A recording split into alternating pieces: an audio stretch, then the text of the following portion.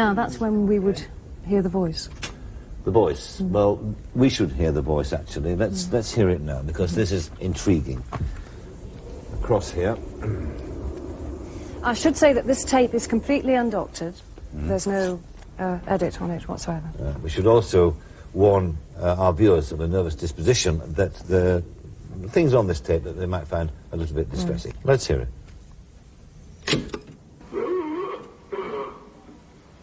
Grunt? Something. If you can grunt, can you speak? Oh, dear God, Susan.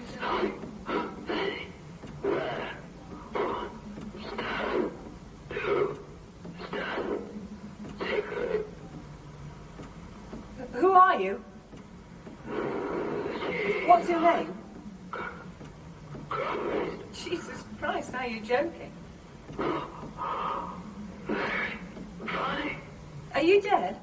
Are you in heaven?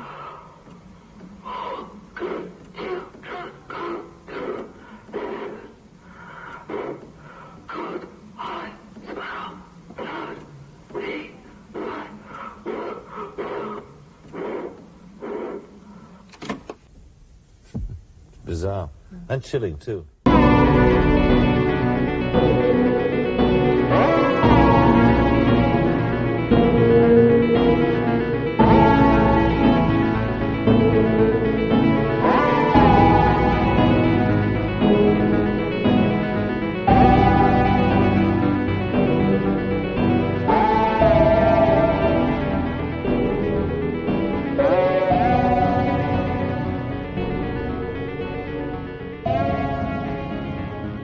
Hello everyone, and welcome once again to Dark Natter, the podcast where we perform grisly autopsies on your favourite works of dark fiction. I am John Richter. And I am Liam Martin. And together we will be talking you through another of our favourite works of dark fiction, whether it's a book, film, video game, painting... Podcast? A podcast? We could do a podcast about our own... Sure as shit ain't this one. Wait. It's my go. I will be pitching to you today, Liam, and it will be up to you to judge whether what I propose is worthy of a place in the hallowed halls of the Hall of Pain. It's understated. Subtle. Creepier. Definitely creepier. I mean, you are getting creepier every time we record this. Absolutely, yeah. Liam actually died weeks ago, and he's come back as a zombie now. Doing this from beyond the grave. Flesh hanging off in clumps. You could say, I'm a ghost. Well, I'd better watch out then, because we're doing the shows about Ghostwatch, that's why. That's what we're trying to say. I don't get it. We are going to talk about Ghostwatch. No? Nothing? Well, let me lay it on you, pal. So you're pitching this to me. Does it get a spot in the Hall of Pain? We shall see. That is my hope. Let's face it, it's got a pretty good chance. We've got what's the percentage so far? Let me work this out. Carry the one and then under the denominator above take away, 100%. That's right. Everything we have pitched so far has made it in. But I don't think that's because... we're running some sort of easy... No, we are talking about some of the best dark fiction ever created. Testament to the quality of the stuff. Like Halloween 3. And Halloween 6. And the Silent Hill movies. And Terminator Genesis. Good heavens. Yeah. Well, don't worry, because I'm going to up our collective game, by pitching Ghostwatch. Let me explain what Ghostwatch is for those of you who didn't tune in on Halloween night of 1992 to the BBC. Or maybe if you did and you would like a reminder, stick around. Ghostwatch was a one-off BBC straight-to-TV drama that was about 90 minutes long and was aired on Halloween night for a laugh. What made it so memorable is that it was deliberately presented as if it was a real-life documentary about, essentially, TV presenters spending Halloween night in what was allegedly the UK's most haunted house, the innocuous little council house occupied by the Early family. a lady called Pam Early and her 2 daughters. One of whom's a teenager, one of whom's about 10. It was presented by Michael Parkinson. So he was this very recognisable... Parky, as you'll know him. He's... Oh, God rest his soul. He was a good guy, wasn't he? Well... Was he? Have you ever seen the Helen Mirren interview? He's a bit... was he? Sometimes he comes across a little bit... And he was horrible to Rod Hull as well, wasn't he? Do you remember when he... Yeah, but Rod Hull, Emu battered him, didn't he? Emu basically... Well, that's Emu's fault. It's not Rod Hull's fault, is it? Does Emu count as dark fiction? It's pretty creepy. I'll tell you what could do, Wurzel Gummidge. Do you ever see that? I don't know why it always reminds me of Emu, though. I used to get called Wurzel Gummidge because I'm scruffy. But I've never actually seen it. That was very creepy, actually. Anyway, we digress. Are you sure? We don't want to switch last minute? No, we'll talk about that some other time. So Parkinson. Parky. Cherished chat show host and one of those kind of... The prick. Wow, breaking news, Liam hates Parkinson. I'm going to really struggle to get this in then. So, okay, well, whether you'd like the guy or not, love him or hate him... I hated him. He was, just to clarify, he was very much a kind of a seal of approval. Parkinson was like a top level... Not with me, was it? Please, stop. Stop. For God's sakes. Let it go. So Parkinson was in it. Yeah. There were other recognisable TV show hosts of the time. We had Sarah Green. She was a famous TV kids presenter, Live and Kicking. That's right. Yeah. Live and Kicking show and other stuff, I think, as well, in the early 90s. A real-life husband, Mike Smith, who was also off the telly. Yeah. He was in it. And Craig Charles of Red Dwarf, Lister from Red Dwarf. Robot Wars and Coronation Street. And Takeshi's Castle. Lest we forget his main... That's his main thing, of course. Definitely. Doing the dub on that show. And I mean, the fact that you bring up Parkinson like a seal of approval, but the fact that it was on the BBC itself, because the BBC, people pay... For those of you who don't live in the UK, people pay a licence fee to kind of access... the BBC, essentially. That's what you're paying the licence fee for. It's not a commercially owned television studio. There's no adverts. It's generally regarded as it's got almost a responsibility to produce top quality, unbiased, ethical, the highest standard of ethics. So for them to decide to put on a hoax Halloween show and terrify a nation was a bit weird, wasn't it? Yeah, it was a bit weird, yeah. In a good way. Definitely in a good way. Well, So the show does have opening credits. They're incredibly brief. It basically says Michael Parkinson in Ghostwatch and then quickly dissolves and cuts straight to Parkinson saying, "Hello everyone, welcome to the show and we're going to be spending the evening in this haunted house." So, as I understand it, those credits were a very last-minute requirement that the BBC insisted that they have those credits at the front just to make it clear to everyone that it was a work of fiction. Right. And obviously the people who made this show, that kind of undermined a big part of their premise.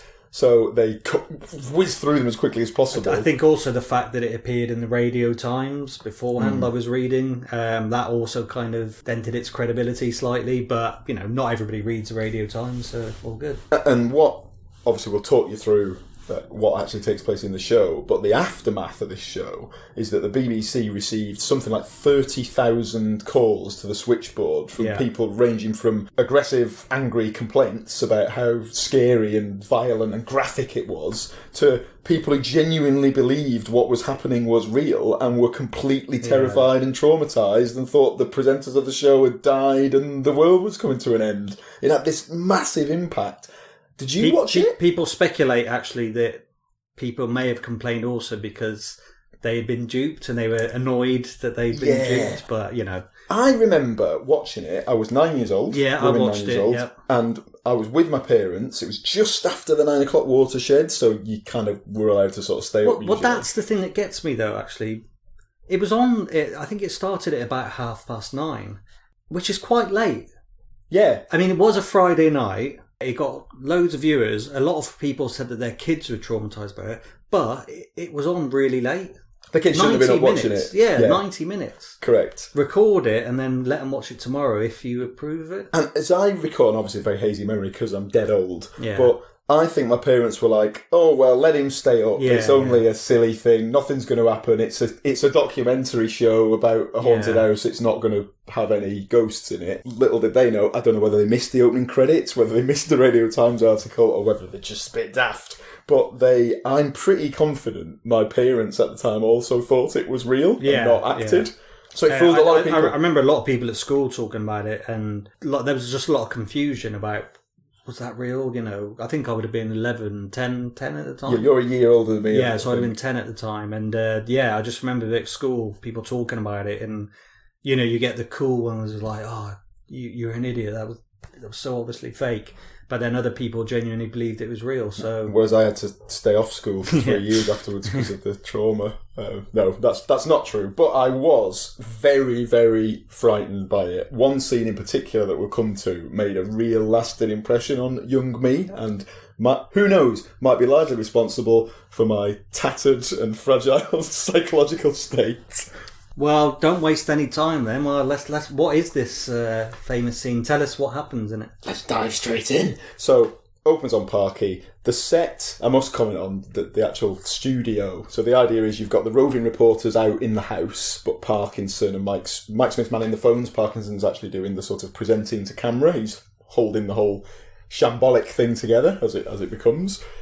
The set design is dead funny. So behind him in the background, it's meant to be this kind of credible, semi-serious show. There's a fireplace with crystal ball, skull on it, just alternating. And a portrait, which is, standard paraphernalia. And then there's a portrait of a ghost, as in a white sheet with two eye holes cut in it, as if it just sat there and somebody drew it. I thought that was good. But anyway, despite that bit of daftness in the background, the tone of the show was kind of serious. Like, Parkinson plays it quite straight, and he expresses... He would, though, wouldn't he, the prick? Yeah, that boring old... Hey, wait a minute. We're going to be getting complaints from those same 30,000 people. Yeah. They'll probably love it, actually, because I'm sure they hate him too after he fooled them, yeah. So, Parkinson has a expert in the studio. So she is a sort of poltergeist and general ghostly happenings. You're not a fan, though, are you? Sort of guru. Oh, what? Of this... expert. Oh, I see what you mean. I thought you meant I wasn't a fan of poltergeists. Or Ghostwatch. Because as I say... I think she's an actress playing a part, and I think she's okay. But I actually think that all of the TV presenters in this production do a great job. Are really, really believable, plausible. They come across as their real selves that we're familiar with from the other shows we've seen them in. Maybe that's because they're used to doing live TV. I don't know. Yeah, maybe that's the format messed it up. Because some of the actors they hired, I think, come across as pretty wooden, hammy. When you watch it back now, they are clearly actors acting. Yeah, fair enough, yeah.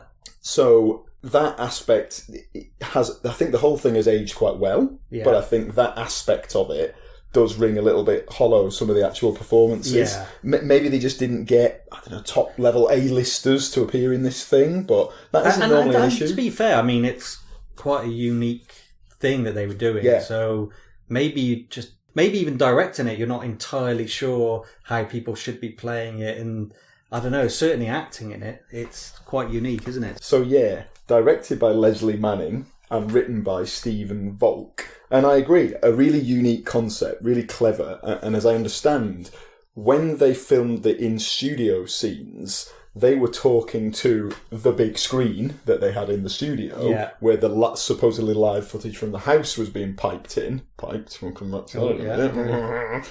But actually, that footage was pre-recorded. So they were almost having to do it's sort of like green screen acting, react to people talking to them, but actually it was just video. So it is quite tricky then, I suppose. Correct. But still. I don't want to be too critical of the performances. And again, we've got a couple of child actors in there as the two girls who, a little bit patchy, but overall I think they do a good job. So once we get going, it establishes a format that Sarah Green is the roving reporter out on site with Craig Charles. He's going to sort of knock about outside and provide the comic relief and interview people and generally take the piss out of them. Yeah. Whereas she's going to... Which he does very well. Which he does a great job of. Like, he's pretty disrespectful to some of the locals. That's really funny.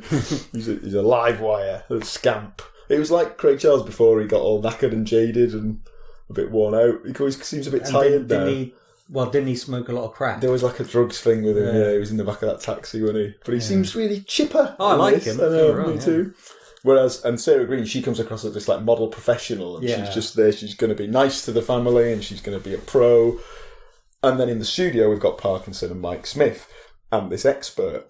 The first 50 minutes of the show, literally nothing happens. There's no activity in the house. What we see is sort of evidence of prior activity, because we're led to believe this expert has been studying the house for a long time, which is why she's been invited on the show. So we see broken remnants of smashed crockery, a video recording of one of the girls being put under hypnosis and speaking in tongues, speaking in this bizarre voice as if she's possessed that she claims not to be able to replicate when she's awake.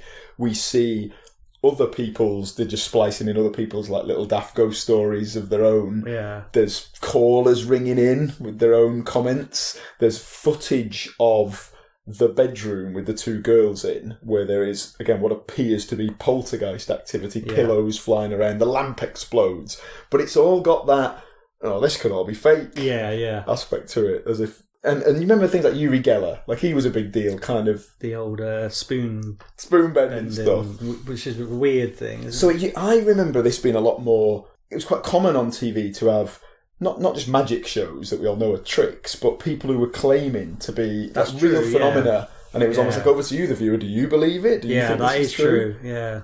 I guess because it was in the era when, someone like Paul Daniels, for instance, was a household name. And so you did have those sort of celebrity...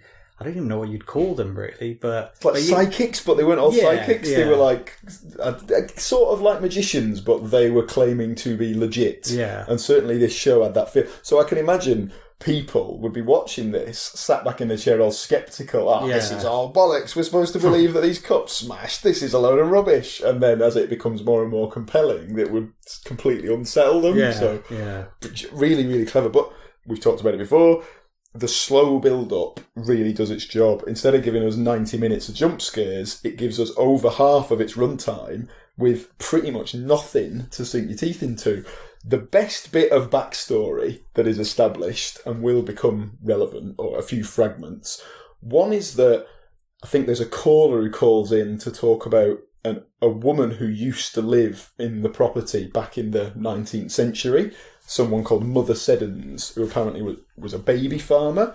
That's not made very clear in the show what a baby farmer is, but I think that this character is probably based on a real-life killer called Amelia Dyer, who was a baby farmer in Victorian times. What's a baby farmer? It is, if you had a kid that you didn't want, you could sneakily pay her to just take it off your hands, which I guess wouldn't really happen nowadays. And then work the farms?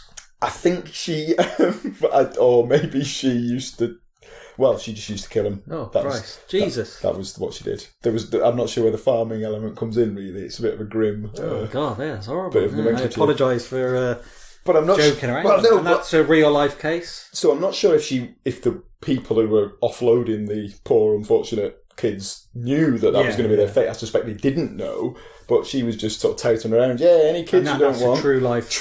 Apparently, they reckon she killed possibly up to 400 people, Christ. this woman, Amelia Dyer. That's awful, isn't it? That's really bad. So Mother Seddon's, in effect, fictional character, but pulling the same stunt. And they say about the baby... They say she was killing kids in this. Right. So this property used to be occupied by a old woman. Blair Witch? Exactly. So I think that this show is definitely an influence on the Blair Witch Project, definitely an influence on other sort of camera footage type horror movies like Paranormal Activity, possibly Wreck as well, which is a great film, by the way. So, really clever construction of the plot where there are different strands kind of tossed out there and only some of them become relevant in the end. Yeah. So you've got this Mother Seddons thing. You've then got this footage that they show early on, and you have people ringing in to say, again, these calls are all fake. It wasn't really live. They weren't really people phoning in. But the callers are implying that they can see a figure in the corner. And brilliantly, they chuck it up on the screen and replay it using all the gadgetry of the time, like digital pen and stuff. And In one, they show the clip with a person clearly, not clearly, but there is a person standing in the corner. Then they rewind it, and it's not there anymore. So you've got Parkinson playing it all sceptical, like, oh, I can't see anything in there. This is just a red herring. And whereas the expert's like, oh no, I think I can see an arm and the outline of a face. That figure, some of the viewers are describing as, it's a man, no, it's a woman because they're wearing a dress. No, it can't be a woman because they've got a bald head. So it's all these like muddled up descriptions. And then the younger of the two girls, I think she's called Kimmy. She does that thing of, she's got an imaginary friend that she draws pictures of. Yeah. I know it's like a bit of a trope. It is a trope, but then this was 1992. Yeah. So the word trope wasn't really as widely... There weren't as many tropes. Maybe this wasn't quite as much of a cliche. I wonder where the first use of a little kid drawing creepy pictures is. It probably must be... I would imagine it's before then. Yeah. But it can't have been... We'll have to look that up on tvtropes.org or whatever it is. So Kimmy talks about her imaginary friend. Her mum explains the reason she has this imaginary friend called Pipes, which is a horribly sinister name, really sinister, is because when the banging sounds first started and all this activity began months ago, because we're led to believe they're trapped in this house because it's a council home, so they can't move. The council refused to relocate them. They're just stuck there with all this awful ghostly activity. When it first starts to happen, her mum tells her, oh, it's just pipes. It's just banging pipes. Don't worry about it. Nothing to worry about. It's just the pipes. The little girl misinterprets this and thinks she means it's a entity or a person called Pipes. Carry that forward. The little girl has now got an imaginary friend called Mr. Pipes, who she draws as a bald, mutilated, disfigured man wearing a dress buttoned up to his neck, which is a pretty sinister kind of image. So you've got all that going on. Then you have all these red herrings and a bit of back and forth with the expert. They get a skeptic guy, this really cheesy sort of American doctor, whose name is Dr. Emilio Silvestri. And he's like, oh, this is a load of bunkum and it's being disproven on national television. So all that stuff, pretty funny. Yeah. What do you think? Do you think it's the pacing is... It feels very slow to me before anything gets going? I think if they were to do it now, it wouldn't be that slow, but I think it benefits from it, yeah. Yeah, me too. Because it's a 90-minute show. You've got to stretch that, but you've got to build tension, and you've almost got to lull people into a false sense of security before then really shocking them. Because as you say, people are probably watching it, not quite knowing if it's supposed to be a real show or not. Yeah. And then obviously saying, this is a load of shit, it's a load of bollocks. And just thinking, nothing much of it. And then when you start to shock the people... It really pulls the rug from under them. Exactly. Because it almost manages, which I think is genius. When you watch live shows like this, live Ghost Hunt with Derek Acora, they're really struggling to find anything because it's bollocks. Well, it's always just like flashing lights. Correct. There's no...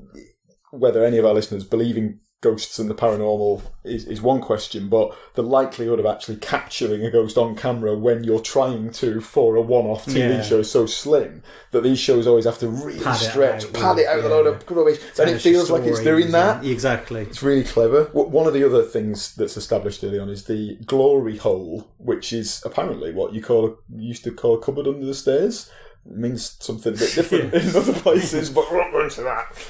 So to clarify, the glory hole is the cupboard under the stairs. This is boarded shut, nailed shut, because the mum recounts a horrible experience she had in there where she became trapped and couldn't open the door, and she could hear what sounded like cats scurrying and screaming and whatever cats do, meowing, scary meowing. And then someone tried to stick their penis through the hole. And then she realised that that's not what the cupboard under the stairs is. So we've got this slow build then. We've got a few, like you said, different strands running through it. Some of it pertinent to what happens, some not so much. When did it start, getting good? So the first manifestation is that they find a circular pool of liquid has accumulated on the floor. Glory hole again. Maybe this is all like some thinly veiled sex joke. Who knows? Works on many levels. Absolutely. As does a glory hole. You could, first floor, second floor, can offer different... You disgust me. Sorry. Moving on. Yeah. They find this pool of residue on the floor in a kind of perfect circle. Sarah Green's adamant that it wasn't there before, dabs at it with a tissue. It says it's like kind of like weird moisture. I guess we're supposed to believe it's some sort of ectoplasmic excretion from whatever the whole... That'll be the glory hole. Liam, you stop going to the same joke. Anyway, yep. And you don't like Parkinson either, do No. Yeah, it's probably him what done it. that old prick. So, again, Parkinson in the studio remains pretty sceptical about all this, but you can see Sarah Green looks a bit unsettled. Yeah. And I think at this point, the girls have gone to bed, or one of them has. We're sort of winding down for the night. Yeah. Then we get the banging pretty soon after. We get some sort of clanging, the pipes noise that we've already been told about and we've seen on some of this earlier footage. And it's at this point that, I can't remember who it is, I think it might even be the expert in the studio, yes it is, moves, sort of remotely operates some of the cameras and is able to spot one of the girls, the older girl. She's actually banging on the pipes in the sort of airing cupboard or whatever you call it. So there herself. You go, debunked. Yeah. It was all a hoax. It's all fake. The family's been doing it themselves. Or is it? And it's a real embarrassment. Parkinson looks really disgusted. The expert she's mortified. They get the American guy back on just to rub it in and he's like, well, you've just been made a laughingstock on national television. And the girls are crying and upset because they've been caught in the act. Parkinson gives him quite a hard time, actually. He's like giving her a real grilling, like, did you do it all? Did you fake all of this? And the mum is distraught. She's adamant that it's not all fake. It's just that the girls felt under pressure because nothing was happening and they wanted to show people what they were suffering from. So this looks like a pretty damp squib ending, almost like an anticlimax, with maybe half an hour, 20 minutes left to go. Suddenly we get these other things happening, like cat noises. We get like the sound of hissing and squealing cats. The guy who's operating the boom mic is picking him up and can't seem to understand.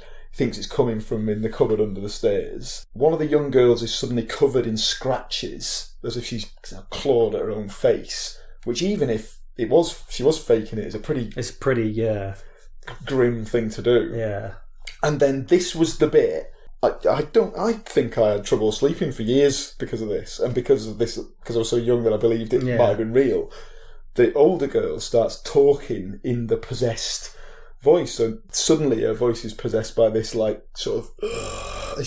can't even. A bit like the Hall of Pain. That's where it comes from. Oh my god! She starts talking about this hall, the hallowed hall that everybody gets into. I'll see if I can cut it in from somewhere, but I don't know if there's any clips on the internet, but she's saying like... Kimmy!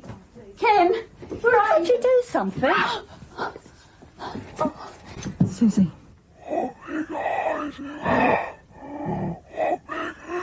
Stop it! Stop it, Susie! Suzanne, you're coming with me. Suzanne? You're coming... Suzanne? Listen to me, Susie. Susie? Can you hear me? Suzanne, do you hear me? Yes. Yes. Get out. Get out if you don't want to be here. I don't care. You just mess things up. You mess everything up. I hate you. It's really, really disturbing and horrible. So it's all starting to kick off, basically. Yeah. Then I think they decide to get the girls out. And then there's an accident where, the mirror falls off and knocks the cameraman, cuts his head open. So it's chaos in the house, and they lose the connection. Cuts back to the studio. Parkinson's getting a bit, hopefully we'll get back to the house soon. Is there anything on the phones? We go over to Mike Smith, who himself is looking a bit worried, because it's his wife who's in the house. So the tension's all kind of ramping up, everyone's looking a bit frayed. But he's got a caller that he puts through. Forgot to mention that the phone number was that generic BBC one that they used to use on Live and Kicking. Yeah. 081 811 8181. Yeah. Remember that? Yeah. They don't say it like that. That would probably spoil the mood. So the call is from some guy who wants to remain nameless. Yeah. But he's got new information about the house. And he reveals that although the expert has got a full listing of all the previous tenants and occupants and she's done all her research, apparently an old couple who used to live there had a secret tenant that they didn't sort of declare. Oh. It's got this. So some guy called Raymond Tunstall was like a notorious paedophile, basically, with convictions for like molestation, and hit a bald bloke. And he lived there. We're not all bad. So. Well, they've never seen. They don't know, do they, the No. viewers? But yeah, this is probably hitting close to the bone because Liam is actually a reincarnation of. Liam's bald. I'm just stretching for you. Liam's got a bald head, and he's right. Not all bald men are horrible. Just Mr. Pipes and Liam. Is that decent banter? Shall I leave it in? Yeah, top banter. It's all right with it. Yeah. We don't do a lot of it. So No, go on. Good opportunity. Good. You wanker. I thought we'd cut. Sorry. So Fuck! Raymond Tunstall, creepy pedo, Yeah. bald head, to make matters worse. He became convinced that he had a woman living inside his skin, trying to get out. He started to dress like her, hence the dress. And then one day, while his aunt and uncle were away on holiday or whatever, he decided to kill himself in the cupboard under the stairs. And the way he did this was he tied a piece of wire around his neck, stuck the other end into like an industrial press or a lathe or whatever machinery he was keeping down there, pulls him in, chokes him, he's dead. His face is all mangled, and his 12 cats that are now starving because there's no one to feed them all start munching on his corpse. Christ. So you've got a dress-wearing, bald, mutilated man who believed he was a woman. Yeah. And that thing is Mr. Pipes. That's what the little kid has been drawing. And the little kid, doesn't she say about who Mr. Pipes reminds her of? Oh, she's got this great line where she's screaming that Mr. Pipes is here. And they're like saying, where is he? Where is he? What does he look like? And she says, he looks like somebody's mum. It's just really weird, creepy. It's very creepy. Oh, it's awesome. So good, I think. Because it's really it's not. It would have been easy to do this and make it like a bit kind of, whoa, there's creepy skeletons and vampires. But they came up with this That's a really dark story, isn't it? Totally horrible. And there's a bit, I think, where Craig Charles is, and he's trying to do it in like, hey, you're laughing and joking kind of way, hey, what's happening at this playground? And then there's this pair of middle-aged women who are like, oh, it's no laughing matter. There was a dog murdered here the other week, and it was pregnant, and all the fetuses were cut out and scattered all over the park. And he's like, oh, well, that sounds a bit grim. It's just really weird. Oh, God. So yes, so I can see why they got some complaints. But again, I'll go back to the point. It started at 9:30. Yeah. So it would have finished at 11 p.m. So what 11, 10, 11-year-olds? Well, I suppose they... Apart from me and you. I suppose they could. Well, yeah, I mean, I did. It's a different time, I suppose, but... I agree. At the same time, you can't really blame the BBC. Totally, I agree. Because it's past the watershed. So I think as parents, you can choose to show your kids stuff that they are a bit young for. I think as kids, you'll be fine. Like, we all did it, it's absolutely. over sensitive these days. But what I do think is you can't complain if you show your kid a scary programme that's on after the watershed and then complain that they're upset. Well, you shouldn't have let them watch it. And I agree, it's fine. Yeah. But, yeah, it's kind of on you. Correct, totally agree. It's funny talking, just as a quick diversion, talking about sort of watching or listening to things you shouldn't have done when you were a kid. I used to all the time. Yeah. I don't want to make my mum sound like some sort of... No. Because she's lovely, my mum. But she did buy me the complete set of the abridged, it was like classic horror works, but for kids, with audio cassettes. Yeah, I had some of that. I had The Mummy, and it was terrifying. Yeah. Oh my God, that book! The voices and everything, really scary. The original story is called Lot Number 249 by Sir Arthur Conan Doyle, but they just call it The Mummy because I guess thought we were too stupid to understand what that meant. And it's like a guy buys an Egyptian mummy at an auction, but then he animates it and sends it out to kill all his rivals at university. I remember that was a Ladybird book, wasn't it? Yeah. But it was like the voice, the voices were really... The music was scary.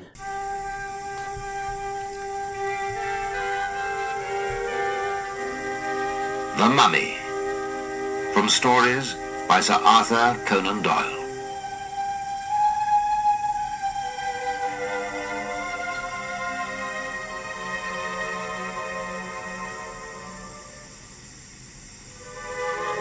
David Smith stirred uneasily in his bed, in the grip of a nightmare. The scene of his dream was a strange underground chamber. How he had got there, he did not know, for his legs were heavy and he could not move. Several stone tables were in the chamber, on each of which lay the form of an Egyptian mummy, covered in rolls of linen. A strange muttering sound began, and immediately the bandages on all the mummies started to unwrap themselves, making a crackling noise as one layer peeled off from another. They were great, actually, those. Brilliant. I had that. Hey, we should do them one day. But yeah, maybe I should. No more spoilers. Yeah. I had Dracula. I had Frankenstein. I only had the or mummy. Frankenstein's monster. Can't remember what the book's called. That's embarrassing. And the other one was The Hound of the Baskervilles. Yes, I think I had that, but I didn't have the audio tape of that. And that blew my mind. That made me basically scared of marshland. Yeah. And quicks. Yeah. Anything that was like a swamp bog that you might get sucked down Yeah. into, because that kind of is a fate that befalls one of. Oh, God. So, yeah. I'll have to show you me Rumpelstiltskin Ladybird book, because that always used to terrify me as a kid. And then they made them, like, as I got older, I saw the, like, next generation of them, and they was really cartoonish. But the one that I had, the drawings in it, really just quite unsettling. It's almost like they've figured out now how to pitch things that are scary but for kids. You've got things like Goosebumps and all those. Whereas when we were younger, they hadn't quite got the right level, so they were just subjecting us to all sorts of horrible shit. But again, Ace? Yeah, exactly. We're lucky. Yeah. Lucky to be alive. I enjoyed being scared as a kid, And it's not like it's had any lasting effect on us. I mean, all we're doing is recording a fortnightly podcast. But anyway... so back to Mr. Pike. It's good old Mr. Pike. That was a nice little diversion there. At this point, the studio, Parkinson and co, believe that everything's settled down again in the house because they can see the connection's been restored to the screen and the kids are sat down having a nice glass of water or Halloween non-alcoholic punch with Sarah Green and the cameraman. Pop, having a drink of pop. So it all is Pop, well. just for any, I don't know... Buddy, any young people, basically, or people, Americans, maybe. Basically, anyone who's not 35 or older and British. Pop basically means fizzy drink. And used to have Pop Man used to come. Did you have that? It was kind of like Luke, it's Pop Man. It was like every once a week they would come and you'd get your new bottles of fizzy drink. Drop your pop off, and then you would give them the old glass. We had an orange juice, a fresh orange, like a pure orange man. Well, the milkman used to bring orange juice as well. We never had that, but I remember seeing it. Yeah, milkmen, they're not a thing anymore, are they? Wow. I don't know, maybe somewhere. Maybe people got fed up with them sleeping with their wives. Those pop men. But so glass of pop. God Christ, that's two great diversions, right? Yeah. Go on then, Pop Man. So the Pop Man's been round, got to have some pop. Mr. Pipes, Mr. Pops. So they all seems to be well. The cameraman seems to. That's good. Yeah. Well, until expert suddenly realises that the footage they're looking at can't possibly be live because a picture that's fallen off in the earlier chaos is somehow magically repaired and fixed and back on the wall. God. So suddenly we realise that Pipes is in the machine and that we've in effect unwittingly created like a national giant seance by having everyone tuning in and contribute to this broadcast. Gets a bit silly at this point. The wind starts howling in the actual studio. There's explosions going off everywhere. Yeah. We see Craig Charles doing his nut outside the house as the cameraman's being pulled out on a stretcher. And we get Sarah Green, who's trapped inside. She's trying to find one of the girls who's gone missing, who's calling for help from inside the glory hole. The door flies open. She goes inside, telling her it'll be all right, everything will be okay, and the door slams shut and traps her inside, as if she's been sucked down into the depths of hell to be, feasted upon by Mr. Pipes and his as you were cats. alluding to earlier about the phone calls, people were phoning in to make sure she was okay. But she had to come on the telly at the weekend following it and be like, "Don't worry, I'm not now in That's Mr. Pipes' basement." So good. And it ends in this ridiculous fashion with everyone leaves the studio except Parkinson, who's trying to, manfully soldier on in the face of adversity. And he's He like, would, wouldn't he? The stupid. See, told you, he's good bloke. No, I mean he's doing it for the headlines, isn't he? But maybe so, and he definitely got him. So he's giving it the all the cameramen have left the studio. I don't even know which one's turned on or whether even broadcasting. But if anyone can hear me, this is the scene. It's chaos, and oh look, the auto cue's working. Walks up to the camera, starts reading the auto cue. Starts reading all these nursery rhymes, like round and round the garden, like a teddy bear. And then his voice becomes the possessed Mr. Pipe's voice. And then cut, and that's your lot. Absolutely brilliant. So good. Like, if it hasn't come across how much we like this thing, please, if you've never watched Ghostwatch, even though we've just told you everything that happens in it, please go and watch it. Well, it's made me want to watch it again. I haven't watched it probably since it aired. Ace. It's so good. I've seen, clips since then, but I've not watched it in full. It was banned for 10 years. The BBC, after all the complaints, refused to screen it again for a decade. Because this was going to be my question. It got 11 million viewers. Yeah. It made headlines in the UK. It was really, big event, lots of people talking about it. So it kind of made me think, well, why didn't they do it again? And I'm glad they didn't do it again. I know. In one respect, because obviously it wouldn't have been as good because people would have been expecting it. But it just surprised me that they didn't do it again. But I guess it was because it created a lot of controversy, and including, somebody actually committed suicide. Yeah. And the parents of this young chap claim it was because of Ghostwatch. That when he was watching it, he sort of just changed. There was some pre-existing mental health issues, but it was sort of triggered by this show. And I think it may have been 5 days after the show aired, he did kill himself and said that if ghosts are real, at least I'll be able to come back as one and never be alone, which is really, really sad. Yeah, it is sad. So you can see why they would distance themselves, because that's pretty serious, isn't it? And I'm not saying it was the show's fault. But you can see why the BBC, especially the BBC, would have to be sensitive about that. Totally. They're not a kind of commercial enterprise in the usual sense. They're not driven by advertising revenues. It's about being seen to be producing this kind of ethically, morally sound content. And so we're very lucky in the UK that we've got that, although some people would argue it's a bit weird that you have to pay a £150 licence fee mandatorily to one channel. Very, very odd, actually. It seems very archaic. It's a real kind of anachronism. But albeit, it has its advantages. But. So, but a lot of controversy, and as a result, the BBC refused to show it again, and you couldn't even get it on video for 10 years. You can now get it on DVD, which is what I've got it on DVD. And I think you can probably find it online if you root around a little bit.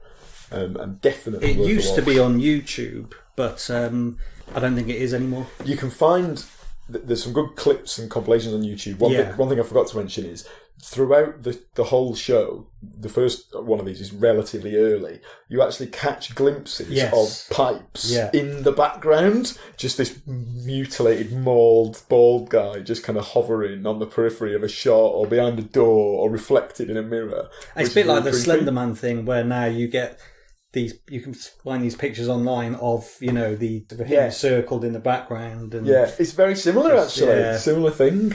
And so people have put together a compilation of all the Pipes moments, and there's some disputed ones. Oh, is that him, or is that just a trick of the light? And which is great though. Yeah, it's brilliant. Yeah, but it's time. Is it a bit War of the Worlds-esque?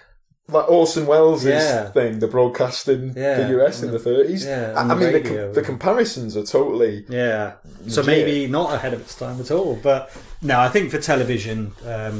it was pretty unique. I don't think a set of circumstances, it being the BBC, it being this one-off drama, it being a bit of an experiment, I don't think they're managing to get these real credible TV personalities of the era.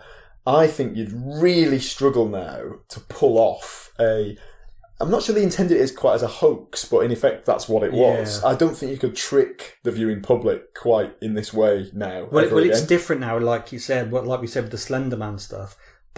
These things can take a life of their own, but it's just done very differently. Yeah. But to have an actual broadcast, a 90-minute live in, air quotes, broadcast, you couldn't do that now and have any chance of kind of making it seem legit. Yeah, so completely unique, one-off, bit of cultural phenomenon. Yeah. But again, I'd stress, it's not, watch it because it was controversial. It's watch it because it's dead good. Yeah. Really well written, great villain. Yeah. Real creepy, horrible stuff. Parkinson. Oh, he is. Isn't he? Yeah, he's the real villain of the piece.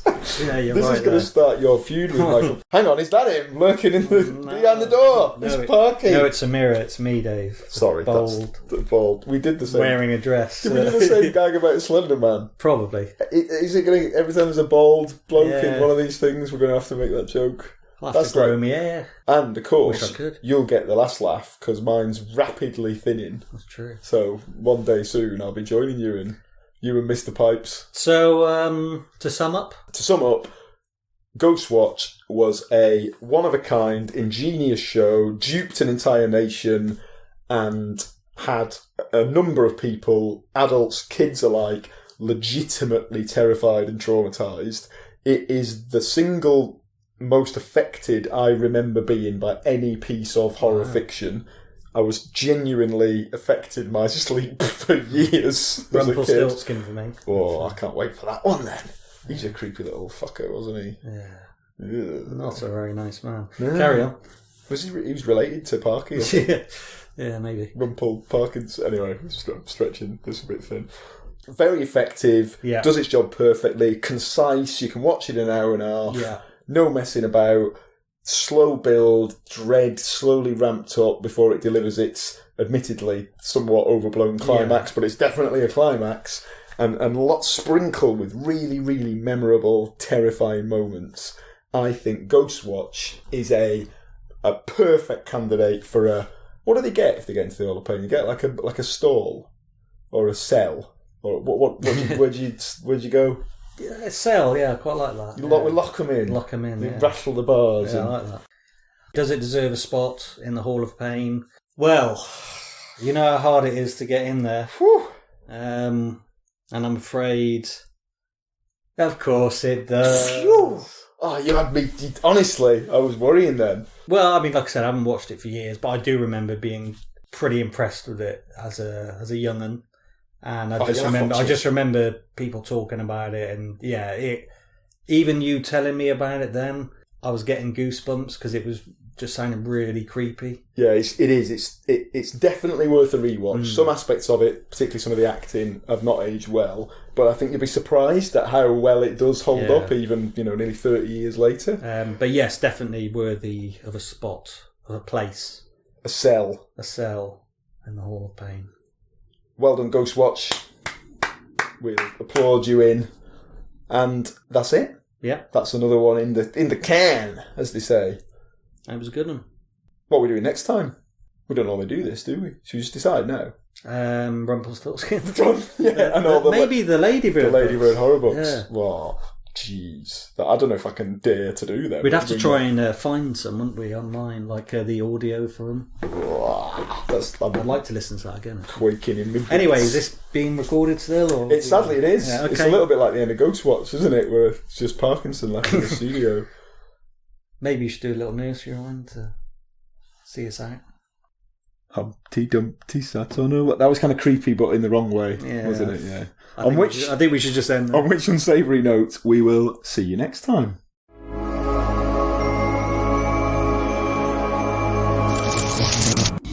Thank you once again for joining us, everybody. Usual admin applies. Please follow us on Twitter at @dark_natter or on Instagram at darknatterpodcast. You can email us at darknatterpodcast@gmail.com, where we'd love to hear your suggestions for future entries into the Hall of Pain. Please check out our YouTube channel, Dark Natter, and also, if you wouldn't mind, it would be great if you take a look at my own website, which is www.jon-richter.com. That's RICHTER.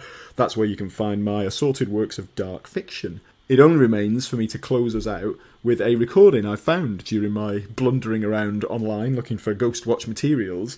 It is a band called the Real Cheesemakers, and I hope they don't mind me appropriating their 2013 song, which is a dedication to the great man himself, Mr. Pipes. Enjoy, and we'll see you all soon. Kim, who are you talking to? Pipes. Where's Pipes? Here. What does he look like to me?